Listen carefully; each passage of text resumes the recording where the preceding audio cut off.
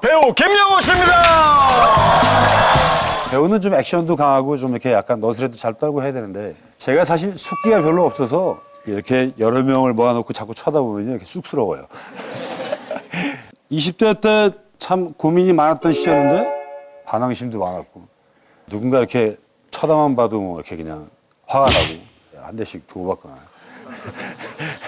그랬던 시절이었기 때문에 그때 저한테 어떤 구석도 누군가가 받쳐줄 사람이 없었습니다.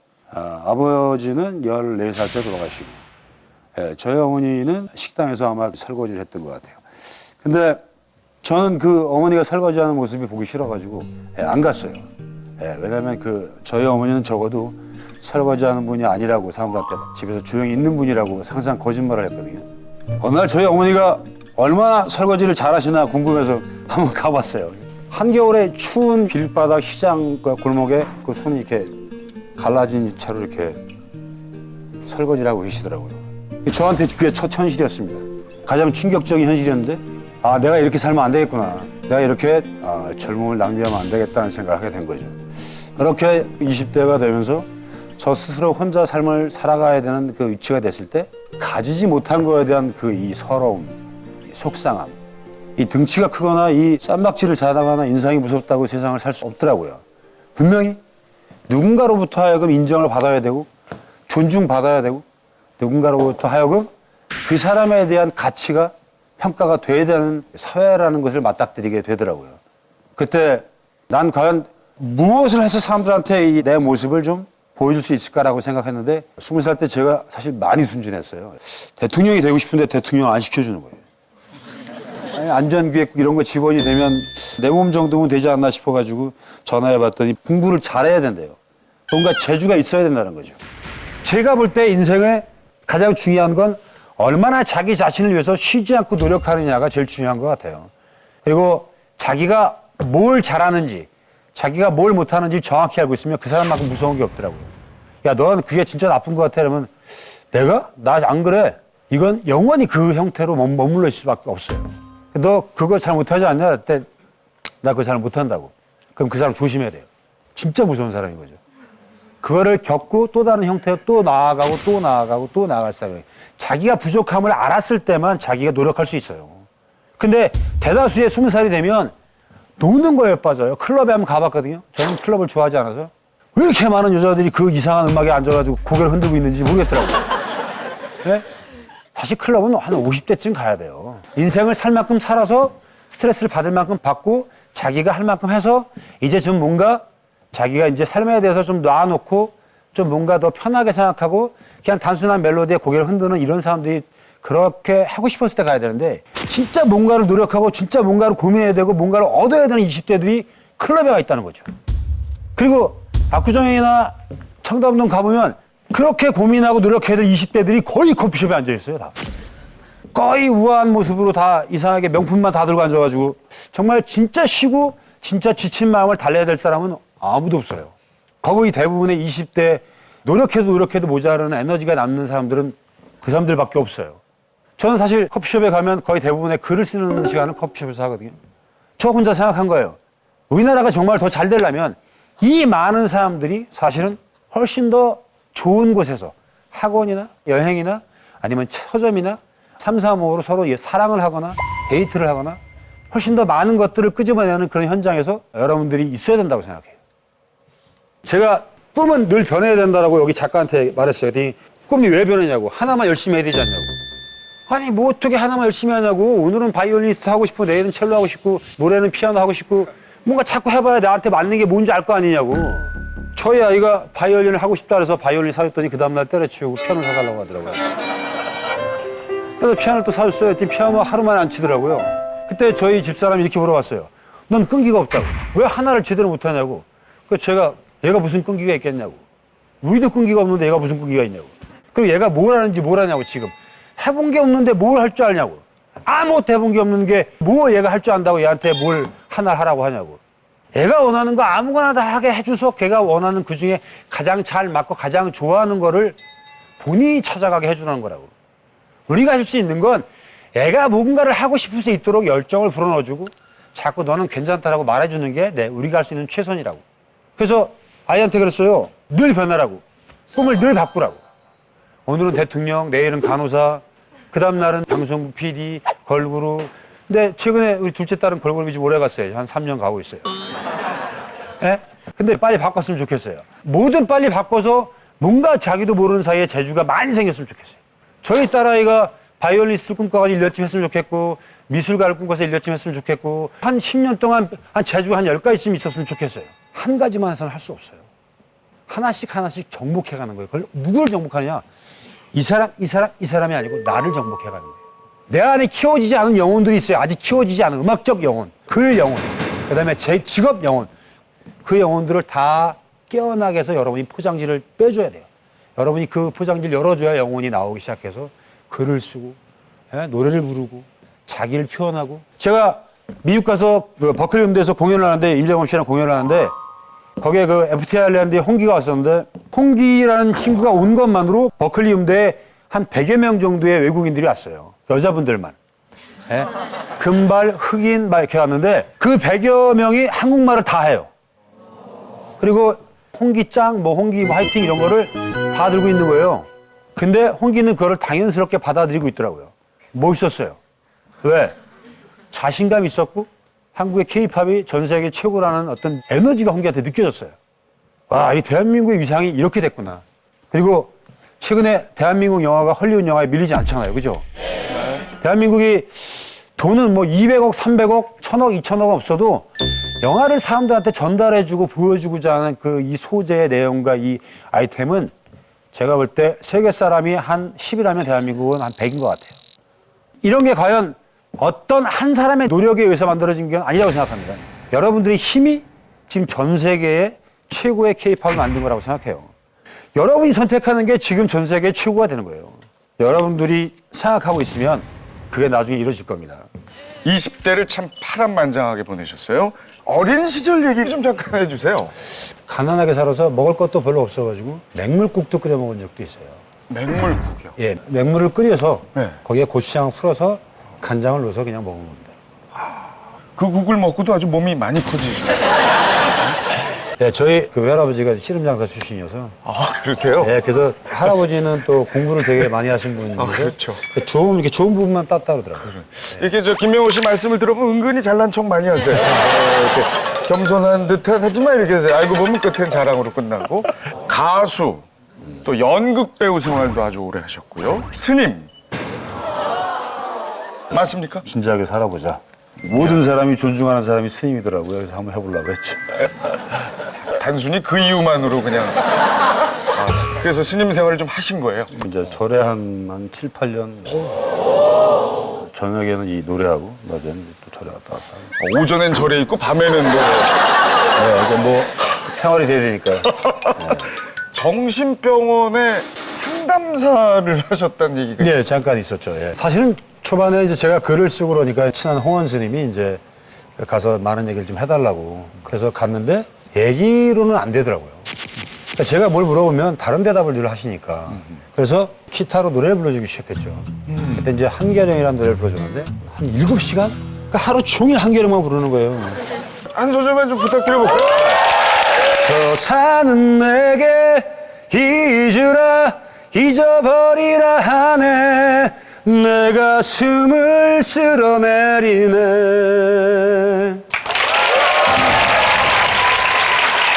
어쨌든 그분들하고 있었던 시간이 되게 좋았던 것 같아요. 공부를 아주 잘했던 분이 한 분 계신데 그분은 그 순수의 마지막 딱 그때 시절에 딱 멈춰 있어서 자기 얼굴을 이렇게 거울에 안 보시더라고요. 내가 왜 거울을 안 보시냐 했더니 거울에 비치면 자기 주근깨나 모든 게 보여서 그래서 캔커피를 이렇게 맨날 이렇게 보시더라고요.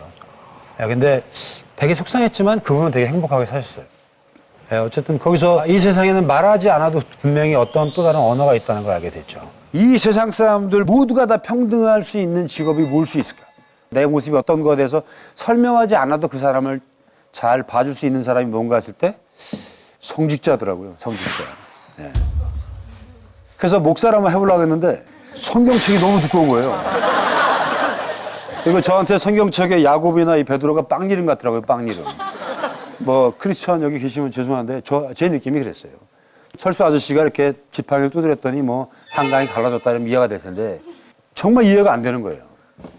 그래서 절을 가게 됐는데 절에서 이제 뭐 부처 얘기를 듣게 되고 불교라는 것을 심취하게 됩니다. 그래서 이제 스님이 되고자 그 절에서 이제 머무르기 시작하면서 그때 이제 친구 스님들이 이제 생겨나기 시작했죠. 뭐 지금은 어디서 뭐 하고 있는지 모르겠지만 홍원 스님이라든지, 뭐 그리고 저를 되게 좋아했던 그 여자 스님 중에 회기 스님이라든지, 30살 때 누군가 저보고 나이가 몇 살이냐 물어본 적이 있어요. 그래서 제가 1020살이라고 말한 적이 있어요. 이해가 안 되죠? 20살까지 1년에 1년씩을 살았고 20살부터 30살까지는 1년에 100년씩을 살았다고. 그래서 1020살. 그거는 20살까지는 의미 없는 삶이었고 20살부터 30살까지는 정말 나한테 값진 시간이었다는 거죠. 그땐 하나님한테 이런 기도를 했어요. 나한테 고통을 배워주신다면 20살부터 30살까지 고통을 다 달라고. 난 20살 때는 좌절하지도 않고 힘들지도 않고 일어설 수 있는 용기가 있고 에너지도 있으니까 지금 다 달라고. 30살이 넘어서 40살이 되고 50살이 되면 조금만 뭐라도 속상하고 가슴 아프니까 그때는 못 이겨내니까 지금 이렇게 에너지가 넘친 이 시대에 나한테 가장 힘든 걸 다 달라고. 난 절대 죽지 않을 거고 난 절대 쓰러지지 않을 거라고. 대신 지금 다 주라고. 근데 하나님이 제 기도 안 들어주셨는지 그때도 안 주시고 지금도 가끔 주더라고요.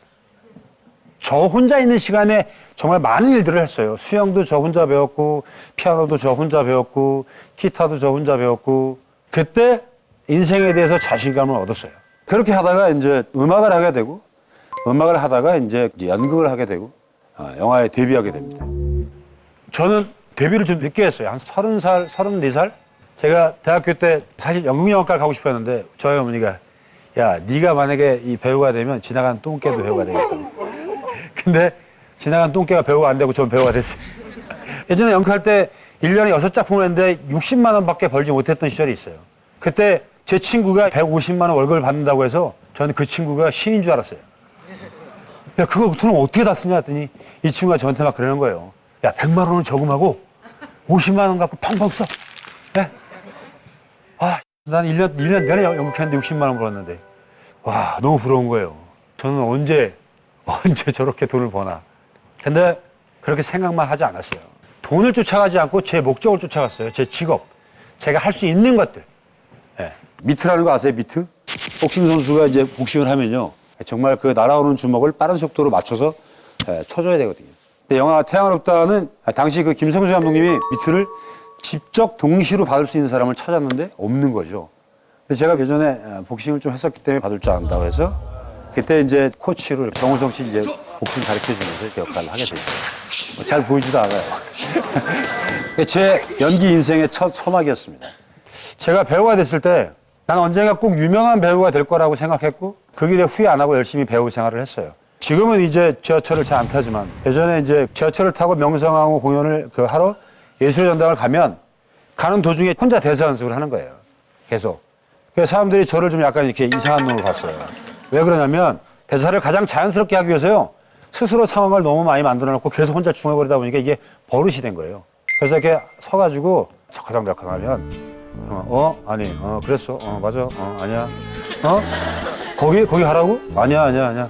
그래서 사람들이 처음에 쭉 있다가 이렇게 다들 이렇게 근데 제가 흥분을 한 거예요. 너무 빠지고 야 아니라고. 예? 근데 사람들이 전부 제 손을 보는 거예요. 근데 보니까 제가 핸드폰도 없고 이거 이렇게 잡고 앉아가지고 서가지고 나중에요 그 지하철 안에 반은 사람이 없더라고요.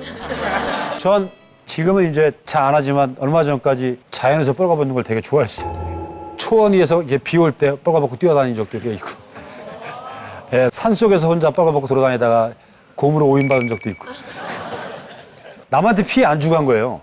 근데 저는 되게 좋았어요. 내가 갖고 있는 이 사람들이 만들어 온 거추장스러운 이 옷을 벗고 자연하고 가장 맞닥뜨리고 싶었어요. 그래서 가장 좋은 게 눈은 아닌 것 같고 죽을 것 같더라고요. 눈 맞고 있으면. 예, 비를 맞고 싶었어요. 예, 전 정말 그 한 가지만 갖고도 분명히 제가 살아있다는 걸 느꼈어요. 제가 최근에 인터뷰를 하면서 알게 된 건데 제가 이 스트레스가 별로 없는 편이에요. 스트레스 없는 사람 있어요? 한 명, 저 있어요? 뭐 여쭤볼게요. 왜 스트레스가 없어요? 제가 하고 싶은 일이 되게 많은데 네. 그런 걸 다 하고 살고 있어요. 네, 좋아요. 그게 스트레스 없는 거예요. 근데도 생길 수가 있어요. 욕심이 있으면 생겨요. 하고 싶다라는 욕심이 생기면. 근데 저는 하고 싶다는 욕심이 별로 없어요. 그냥 하고 싶을 뿐이에요. 하고 싶다는 욕심은 잘하고 싶다라는 거예요. 되게 잘해서 정말 남한테 정말 잘해야 되겠다. 나 못하면 정말 이거 정말 내가 뭔가 해봐야겠다. 이런 거 있잖아요. 안 되면 말고요. 해보는 거예요. 해보다 안 되면 말고 할 수 있는 것만 하는 거예요. 지금 못하면 몇 년 있다 다시 하면 돼요. 몇 년 있다 다시 안 되면 몇 년 있다 또 하면 돼요.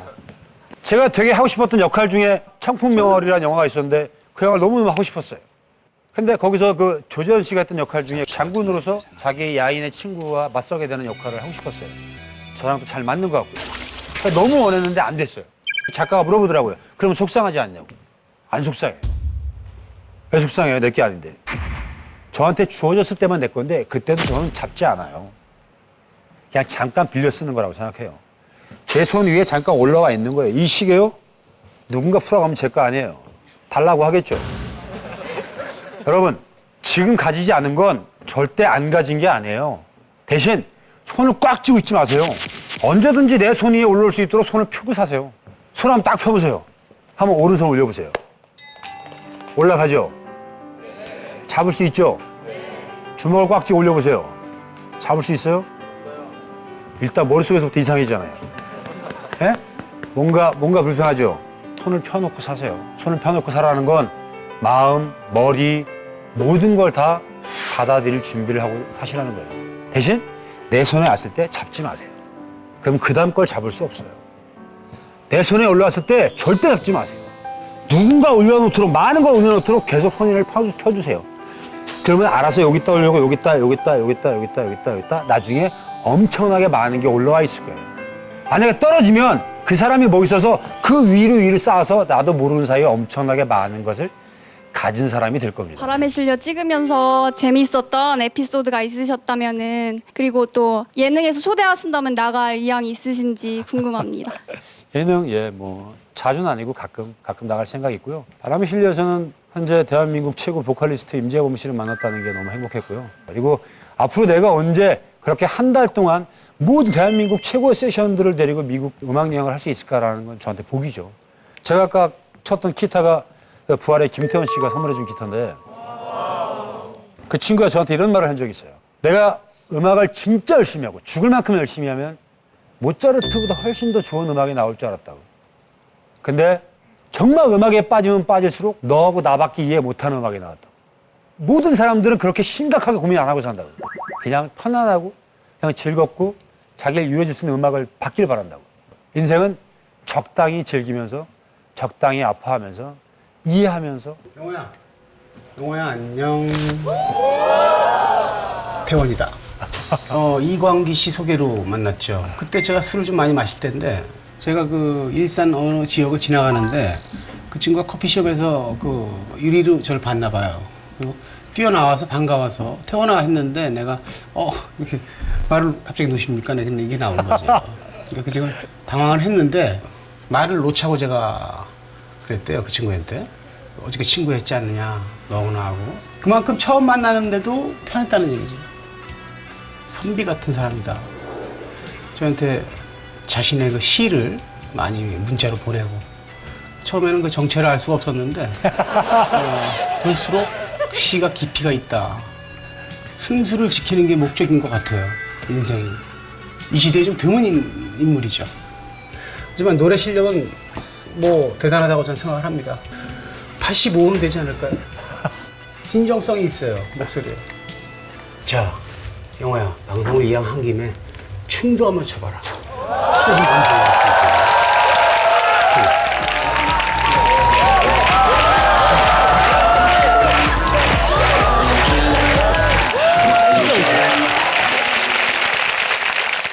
이런 질문 한번 해봐도 돼요? 네네. 만약에 김도환 같은 강한 사람과 싸우려면은 어떤 방법으로 싸우는 방법이 좋을까요?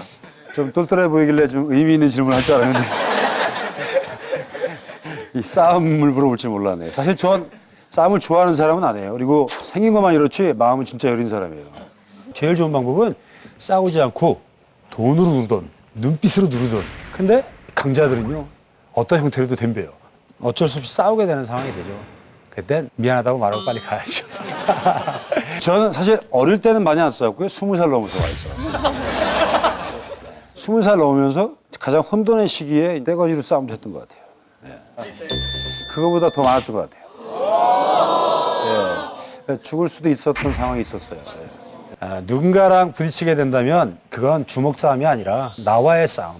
내가 그 사람과 어떤 그런 롤모델이 돼서 내가 그 사람을 넘어갈 수 있는 싸움 이런 게 돼야지 사람과 사람이 싸우는 거에 대해서는 관심을 안 갖는 게 좋아요. 제가 제일 좋아하는 선수 중에 김동현이라고 있어요. 김동현. 그 UFC 파이터 동현이라고 있는데 대한민국에서 그 친구가 싸움을 제일 잘한다고 생각해요. 그 친구랑 저랑 정말 너무너무 친한 선후배인데 그 친구랑 복싱에 대한 얘기를 되게 많이 해요. 그래서 제가 그 동현이한테 복싱에 대한 자문을 많이 해준 편이긴 해요. 최근에 해준 말은 보통 사람은 오른손 주먹이 복싱의 90%라고 생각한다. 하지만 진짜 복서는 잽이 다다. 여러분 가장 약할 것 같은 이 잽이요. 사실은 승패를 결정해요. 한 방을 숨기고 사고 한 방만 생각하지 말고 끊임없이 뻗어보면 걸립니다. 걸리는 순간 때리면 돼요. 여러분이 지금 조금씩 노력하고 여러분이 지금 조금씩 연습하고 있고 조금씩 희망을 갖고 있고 조금씩 행복했던 일이 훗날에 멋진 나를 만드는 거예요. 근데 여러분이 우울하고 힘들고 자꾸 아니라고 하면 계속 우울한 나를 만들어 놓는 거거든요. 저는 사실 20대에 비하면 지금 아주 용된 거예요. 누가 그런 말 하더라고요. 나이를 먹어갈수록 훨씬 더 멋있어지는 배우가 되는 것 같다고. 저는 그게 되게 좋습니다. 되게 행복하고 감사합니다. 제가 되게 목소리가 하이톤이에요. 네네. 그래서 생긴 거랑 다르게 좀 목소리가 많이 다르다라는 소리를 많이 들어요. 근데 생긴 거하고 맞는 목소리인데. 저 같은 이런 목소리로 배우 같은 직업을 할 수 있을까요? 그럼요. 사람의 몸은 아주 신기하게도요. 자기가 노력한 만큼 발달이 되는 것 같아요. 저는 사실 어릴 적에 글짓기 하는 게 창피해서 말을 안 했어요. 등치도 크고 약간 남성다운 스타일인데 글짓기를 한다고 그러면 사람들이 좀 우습게 할까 봐. 재주가 있어서 한 건 아니고 무턱대고 노력하다 보니까 되더라고요. 그 배우들은 자기가 원하는 것을 위해서 끊임없는 노력을 합니다. 김명민 씨는 그 영화 거기서 거의 뼈밖에 안 남을 정도로. 근데 그건 제가 한 20kg 감량을 해보니까 정말 박수를 보낼 만큼 아주 너무너무 멋진 일이었던 것 같아요. 예전에 설경구 씨도 그랬었고. 완벽한 파트너 때 몸무게를 한 20kg 감량했던 적이 있어요. 감독님은 40대 아저씨 있잖아요. 배 이렇게 좀 나오고 막 그런 시나리오 작가 왜 이렇게 안경 쓰고 머리 막 덥수룩하고 막 그런 사람을 원한 거예요. 근데 제가 그때 사실 몸무게가 한 104kg 나갈 때였거든요. 평소 때 보통 사람들 만나면 숨을 안 쉬고 다녔어요. 이렇게. 근데 벗는 영화잖아요. 그래서 몸을 좀 잘 만들고 싶었어요. 그래서 그 몸을 감량하기 위해서 한 3개월 정도 정말 지독히도 감량했던 것 같아요. 그래서 한 84kg, 한 20kg를 뺐어요. 감독님이 촬영을 하면서 붙여준 별명이 있어요. 제라드 버틀러. 영화 300의 주인공 제라드 버틀러하고 몸 비슷하다고 해서 이렇게 저 있네요. 그래서 그때 20대 때 있던 복근을 다시 찾았었어요. 복근은 누군가 밤중에 살살 지우잖아요. 누군가 밤중에 하룻밤씩 자고 나면 밑에 한 줄씩 사라지잖아요. 그죠? 영화를 많이 했어요. 사실 한 15작품 정도 한 것 같은데 유령도 이제 출연하게 됐고 그다음에 신장기업이라고 보셨나요? 신장기업? 거기서 말 한마디도 안 하고 짜장면집 사장으로 나오잖아요. 제 히트작은 사실 미인도였습니다. 미인도. 그 아주 격렬한 정삭신이 있는 미인도의 그 검은고 장면은 흉내낼 수 없는 장면이어서요. 직접 연주한 겁니다. 연주한 거고. 물론 이제 소리는 이제 다른 분 걸 입혔는데 그때 검은고를 집에 갖다 놓고 저녁에 계속 쳤어요. 이 검은고가 손이 찢어질 정도 눌러야 돼요. 그럼 소리가 나지 않거든요. 한 2주 연습하니까 손이 다 찢어지더라고요, 나중에. 근데 그거 말고도 활도 배웠어야 되고 말을 제가 못했기 때문에 말도 그때 배웠어야 되고 말을 무서워하거든요. 역사의 인물이 된다는 건요, 사실 좀 엄청난 부담감이 있어요. 그 사람이 가지고 있는 재주나 능력이나 그리고 고정관념들이 다 있잖아요. 그 사람들에 대해서. 그리고 최근에 완벽한 파트너라는 그 영화를 하게 됐죠. 그래, 나 7년 동안 작품 못했어. 봤어요? 누굴 안 하고 싶어 하는 줄 알아? 민망하게도. 저만큼 큰 화면에 엉덩이가 이만하게 나오더라고요. 완벽한 파트너 영화를 처음에 할 때 사실 하고 싶어서 했던 건 아니고요. 완벽한 파트너의 감독님이 박헌수 감독님인데 그분이 예전에 투가이즈 그다음에 싱글즈라는 그 영화의 그 시나리오를 쓰셨던 분인데 시나리오를 너무 잘 쓰시는 분이에요. 그분한테 제가 영화를 준비하는 시나리오를 부탁하려고 영화를 한 거예요. 사실은 제가 시나리오를 썼는데 지금 써서 영화를 준비하고 있는데 놀랄 일은 아니지만 그분이 시나리오를 정말 제일 잘 쓴다고 생각해서 마침 그분이 저한테 딜이 와서 제가 이번 영화를 출연하면 그 제 시나리오 나중에 각색이나 윤색을 해달라고. 그래서 감독님이 한참 고민하시더니 오케이 하신 거예요. 부산이라는 영화 제가 되게 애정을 가졌던 영화인데 영화가 생각보다 잘 안 됐어요. 하지만 승호랑 저랑 고창석 씨랑 영혼까지 바쳐서 열심히 했던 것 같아요. 영화가 늘 잘 되는 법은 없잖아요. 여기 있는 모두가 다 잘 되진 않잖아요. 그죠? 자기는 잘 됐다고 생각하는 사람 한번 손 들어보세요. 네? 홍상수 감독님의 영화 중에 이런 말이 있어요. 어둡고 슬프고 외롭고 괴로운 곳에 가장 안 좋은 곳이 있다고. 난 잘 될 수 있다라고 생각하는 순간 이미 90%는 잘 된 거랍니다. 전 어릴 적에 아무것도 갖지 않았던 그 시절에 잘 될 거라고 생각했습니다. 그리고 20살에 아까 얘기했던 수많은 사람들 사이에서 죽을 뻔했던 한 번의 기억, 그 사이에 제가 살아났어요. 그때 엄청난 위험과 맞닥뜨렸을 때 그런 생각을 했어요. 내가 살 운명이면 난 여기서 당당해도 살고, 내가 죽을 운명이면 난 비로도 죽는다. 난 최소한 비겁하게 죽지는 말자. 그래서 반말은 못하고 존댓말로 난 잘못 없다고 말했어요. 물론 저는 되게 뿌듯했습니다. 왜? 저는 혼나려고 태어나지 않았거든요. 전 제 인생에 스스로 책임지고 삽니다. 그리고 제가 한 어떤 행동도 달게 받을 준비가 돼 있는 사람이에요. 그리고 전 핑계대지 않는 사람이에요. 핑계는 버릇이라고 생각합니다. 그건 내가 원해서 한 일이고 내가 술이 취해서 하더라도 이 인성을 잃어버리고 영혼을 잃어버리고 했다 하더라도 그건 내가 한 일이에요. 그 어느 것도 핑계가 될 수 없다고 생각합니다. 그래서 핑계 되지 않으려고 노력하죠. 그 이유를 겪어서 저는 이 세상에 긍정의 힘만큼 좋은 게 없다는 걸 알게 됐어요. 그래서 아직 가지지 못한 것들이 이 세상에 떠들고 다니고 있잖아요. 그러니까 누군가가 아이템을 가지고 또 돈을 벌기도 하고 지금 내 여자가 없잖아요. 또 공중에 다 떠들고 다니는 여자들이잖아요. 잡아야 되잖아요. 근데 그게 안 된다고 생각하면 못 잡더라고요. 잡을 수 있다고 생각하는 순간 여자가 일단 나를 기억하잖아요. 그죠? 남자 입장에서 얘기하는 거예요. 제가 남자니까. 근데 안 된다고 생각하면 내가 아무리 바라봐도 잡을 수 없다라는 거. 그건 여자뿐만 아니고 남자뿐만이 아니고 돈이 아니고 명예뿐만 아니고 모든 게 다 그렇다는 거죠. 될 수 있다고 생각하는 순간 이미 나는 90% 이상 가능하다는 겁니다.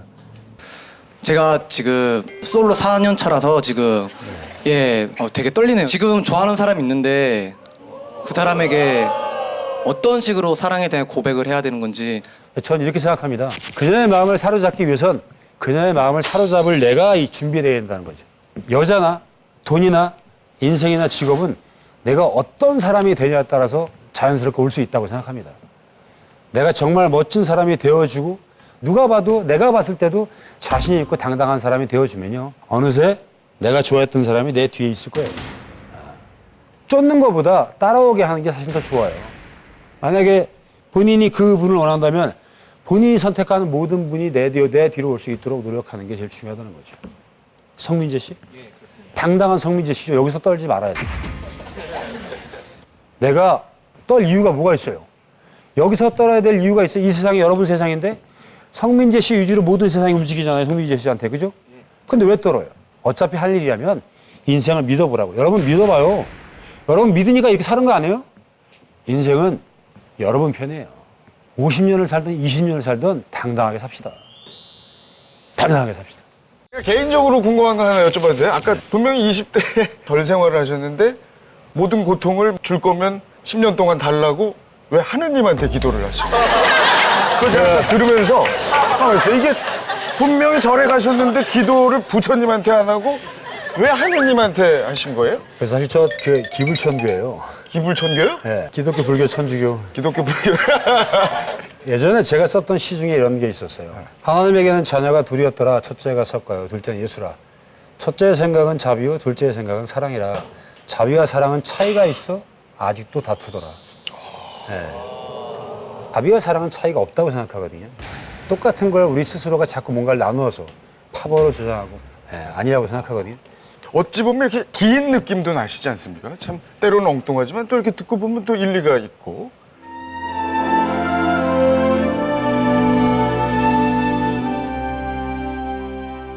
한 사람을 만나서 가슴에 고여있던 영혼을 꺼내어 주었습니다. 하얗고 고운 영혼을 입혀주었습니다. 바람이 불면 막아주겠죠. 눈이 오면 덮어줄 겁니다. 비가 오면 우산이 되어줄 수 있는 내 영혼, 그를 위해선 이보다 더한 것도 줄 수 있다 했습니다. 무거웠던 내 영혼이 힘이 들다 저 멀리 던져버린 채 가슴 아파 날 떠난다 합니다. 눈물이 흐르는 걸 막을 수가 없네요. 사실 시집을 내지 않으려고 되게 노력을 많이 했어요. 이유는 시가 너무 슬프고 외로워서 사실 안 내려고 했어요. 제가 쓰고 있는 대부분의 얘기들 중에 95%, 99% 이상이 다 슬프고 외로운 얘기만 쓰고 있어요. 전 저 스스로 혼자를 가두고 있기 때문에 연기할 때만 다른 사람이 되고 나머지 공간에는 철저하게 저 혼자 글 쓰고 그림 그리고 노래 부르고 여행 가고 산 타고. 엊그저께 정우를 만나서 얘기했어요. 정우랑 저랑 이제 그림도 같이 하니까 정우는 되게 그림을 좋아하는 그냥 그림 그리는 거 아니면 영화 찍는 거밖에 못하는 화가 아니면 영화 배우. 근데 그 친구한테 되게 여리고 되게 그 섬세한 그 친구가 그 엄청난 그 조직폭력배 그 이 무게 있고 아픔 있는 역할을 너무 잘해줬더라고요. 근데 오버하지도 않고 모자르지도 않고 딱 알맞게 딱 해줬어요. 그만큼만. 사실은 우리는 훨씬 튀는 사람을 좋아하잖아요. 훨씬 더 앞에 나가서 뭔가를 막 보여주고 난리치는 사람을 좋아해 주잖아요. 근데 정말 딱 그만큼만 하는 사람은 늘 언제나 묻혀요. 예? 조바심만큼 나쁜 게 없어요. 조바심만큼. 조바심을 하면요. 이미 가기도 전에 끝까지 힘들고 어려운 걸 미리 생각해갖고 아무것도 못하게 돼요. 요만큼밖에 안 간다고 생각하고 하세요. 내가 저만큼 간다고 생각해도 돼요. 근데 저만큼 못 가가지고 속상해하면 안 돼요. 예. 어느 날 누가 그러더라고요. 저하고 똑같이 당구를 시작한 친구가 있거든요. 제가 당구를 가르쳐줬는데 그 친구는 1000다마를 치고 저는 지금 150쳐요. 그리고 제가 기타를 가르쳐준 친구가 있는데 그 친구는 최고의 기타리스트가 됐는데 저는 그냥 통기타 하나 뜯는 수준밖에 안 됐거든요. 근데 그 친구가 항상 그래요. 기타를 영호 형한테 배웠다고. 근데 너는 왜 기타를 못 치냐고 잘 이렇게. 전 요만큼밖에 안 왔어요. 하지만 제 후배 원전은 지금 저만큼 가 있거든요. 근데 이게 창피한 건 아니에요. 제가 보통 기준의 미남의 형태가 아니라고 창피합니까? 아니거든요. 예쁜 것 때문에 훨씬 더 많은 시달림을 받을 수도 있고요. 잘생긴 것 때문에 훨씬 자기도 모르게 안 좋은 삶을 살 수도 있어요. 제가 키가 좀 작다고 해서 창피합니까? 아니거든요. 몸이 왜소한 게 사실은 꼭 그렇게 나쁜 건 아니에요. 몸이 커서 안 좋을 수도 있어요. 저는 사실 뭐 조직폭력배 이런 걸 오해받은 적도 되게 많아요. 네. 60명 중에 한 60등이라서 창피합니까? 아니에요. 누군가 60등 해야 되잖아요. 그죠? 내가 하는 거잖아요, 내가. 네?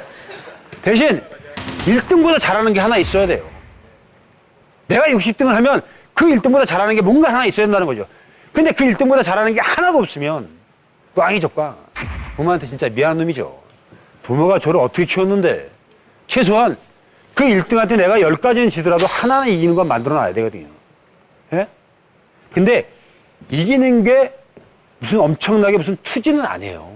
이래서 뭔가를 내가 그 사람한테 복수하는 게 아니에요. 내가 그 사람보다 뭔가 하나만 잘하면 돼요. 남들한테 물었을 때 나는 아무것도 못하고 그냥 달리기만 잘해. 야, 그거 잘하면 최고지. 야, 뭐 달리기만 했어. 다른 거 이제 해보려고. 그 다음에 또 이제 너 뭐 잘하니? 난 달리기도 하고 빵도 잘 만들어. 너 전에 달리기만 한다 했잖아. 그랬더니 아니 그 다음에 빵을 또 만들어 봤는데 괜찮았어. 그러니까 몇 년 있다 또 친구가 물어봤어요. 너 빵하고 달리기밖에 할 줄 없지? 했더니 아닌데 요새 기타도 잘 치는데? 이렇게 배워가는 거예요. 하나씩 배워. 너무나 평범한 게 가장 좋은 걸 수도 있다는 겁니다. 저희 딸이 15살인데 키가 뭐 한 167 정도 됩니다. 근데 우리나라에 없고 이제 외국에 있는데 전화가 왔어요. 궁금한 게 있다고. 아빠 세상에서 가장 20살이 되고 나서 가장 중요한 게 뭐냐고. 공부냐고 물어보더라고요. 공부 별로 안 중요하다고. 남이 말아서 얘기해서 알아들을 정도만 들을 수 있으면 된다는 거죠. 근데 여기 대부분의 20대 이제 초반과 뭐 30대 뭐 가고 있는데 능력이라는 건 공부로 평가가 안 되더라고요. 어떤 재주를 얼마나 많이 가졌느냐에 따라서 그 사람이 평가가 되는 게 삶인 것 같아요. 저는 사실 사람들이 복싱밖에 할 줄 아는 놈으로 보통 저는 무식한 그냥 복싱 선수 아니면 이렇게 건드리면 화날 것 같은 짐승 같은 놈 뭐 이렇게 평가를 받았거든요. 근데 최근에 제가 이제 그림 전시회도 하고 올해 이제 한 5월 달쯤 이제 사진전도 하게 되고 지금 시집이 5월 달에 또 나올 것 같고요. 시나리오는 작년에 바람에 실려 가서 미국 가서 한 달 동안 이제 시나리오를 썼고요. 그러니까 이렇게 재주를 보여주기 시작하면서 많은 사람들이 저에 대해서 호기심을 갖기 시작했고 저에 대한 평가를 달리하기 시작했어요. 운동을 잘하는 김영호가 아니라 어떤 뭔가가 있고 저런 정도까지 하려면 엄청나게 노력을 했을 것이라는 믿음을 주기 시작한 거죠. 난 여기 있는 모두가요. 여기 있는 모두가 오늘 이후로다가 자기가 뭔가 꼭 하나씩 이뤄가는 사람이 되길 바래요. 예, 그리고 그게 사랑이든 아니면 크든 작든 어떤 것이든 꼭 하나씩 이뤄가는 사람이 되길 바래요.